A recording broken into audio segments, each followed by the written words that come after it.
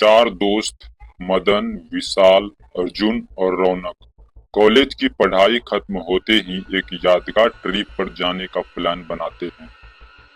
बिहार के छोटे से कस्बे से निकलकर वे ठंडे बर्फीले और खूबसूरत कश्मीर की वादियों में घूमने का सपना लेकर निकलते हैं। होटल की बुकिंग, रूट प्लान और बस का टिकट सब कुछ तय हो चुका था। रवाना होने से एक दिन पहले ही विशाल के चचेरे भाई ने एक खबर सुनाई। कश्मीर की उसी जगह पर जहां तुम लोग रुकने वाले हो, 2 हफ्ते पहले एक बस हादसा हुआ था। उसमें 13 लोग मारे गए। सबके चेहरे ऐसे जल गए थे जैसे किसी ने उबाल दिया हो, और अजीब बात ये कि उनके मोबाइल और कैमरे सब गायब थे। यह सुनकर अनुज ने तुरंत प्लान बदलने की बात की। डर उनके चेहरे पर साफ झलक रहा था। आखिर सबकी सहमति से यह तय हुआ कि अब वे गोवा जाएंगे। सूरज की रोशनी, समुद्र की लहरें और मस्ती होगी, न कि बर्फ और मौत। बस समय पर आ गई थी, लेकिन जैसे ही चारों ने उसमें कदम रखा, उन्हें एक ठंडी हवा का झोंका महसूस हुआ। पर अजीब बात यह थी कि ड्राइवर और कंडक्टर दोनों ही कुछ बोल नहीं रहे थे। चलो यार, ज्यादा मत सोचो, गोवा पहुंच के मजा आएगा। मदन ने माहौल हल्का करने की कोशिश की। कुछ ही टाइम में मदन की आंख लग गई। लगभग 15 घंटे चलने के बाद उन्होंने देखा कि बस का रास्ता कुछ अजीब ही था। हाईवे से हटकर वह एक सुनसान पहाड़ी रास्ते से होकर गुजर रही थी। घने जंगल, धुआं और फिर बर्फ।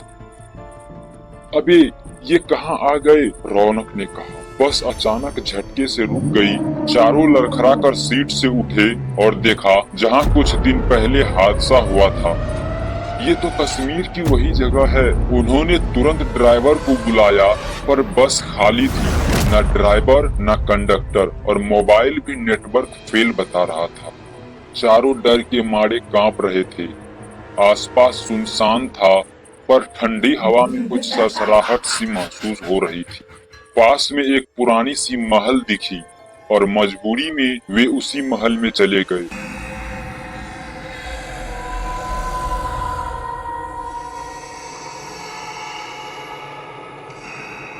महल अंदर से सूनी थी, पर दीवारों पर अजीब से पंजों के निशान थे। अचानक दरवाजा खुद ब खुद बंद हो गया और एक औरत की चीख सुनाई दी, इतनी तेज कि चारों अपने कान बंद करके बैठ गए। और फिर शुरू हुआ मौत का तांडव। जब सब बाहर निकले तो देखा विशाल कहीं नहीं था।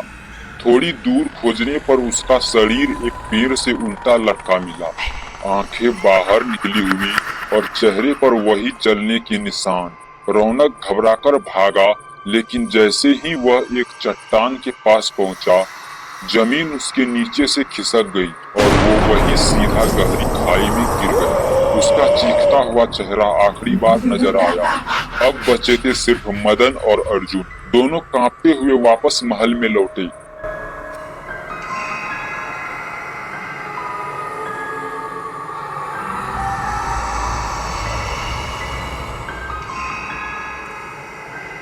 अर्जुन बार बार बड़बड़ाने लगा, ये सपना है, ये सपना है।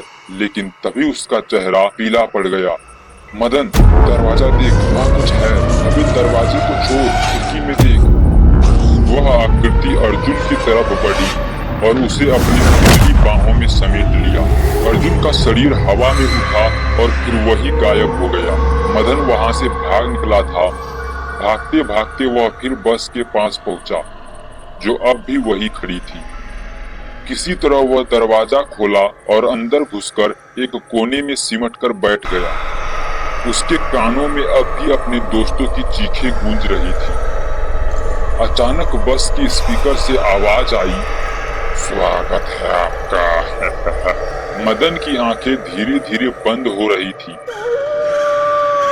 अगली सुबह, मदन उठ, ओए मदन उठना बे साले, देख हम गोवा पहुंच गए। मदन की आंखें एक झटके में खुली। सामने अर्जुन, विशाल और रौनक खड़े थे, मुस्कुराते हुए। क्या हो गया बे, ऐसे क्यों पसीने पसीने हो रहा है? विशाल ने पूछा। मदन ने अपने चारों तरफ देखा। धूप थी, समुद्र की लहरों की आवाज आ रही थी, लोग मस्ती कर रहे थे। सब कुछ सामान्य लग रहा था। रौनक हंसते हुए बोला, कहाँ खो गया भाई, चलो ना गोवा की हवा लेनी है। इतना बोल के वे लोग नीचे उतर गए। मदन कुछ कहने ही वाला था कि बस के रेडियो से वही आवाज फिर आई,